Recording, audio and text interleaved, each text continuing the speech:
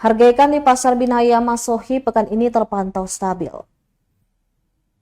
Harga berbagai jenis ikan di Pasar Binaya Masohi, Maluku Tengah terpantau stabil.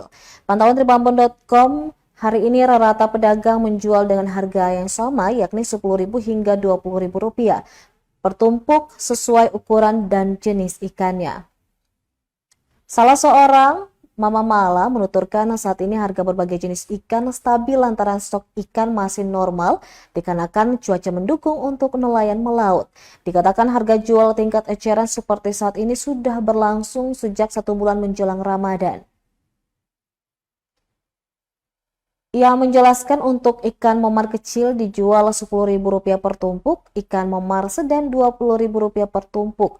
Sedangkan untuk ikan kawalinya sedang Rp20.000 per tumpuk dan ikan cakalang yang berukuran kecil Rp25.000 per 3 ekor, untuk ukuran sedang Rp20.000 hingga Rp35.000 per ekor. Sedangkan untuk ikan tuna sirip kuning seharga Rp20.000 hingga Rp50.000 per ekor tergantung ukurannya.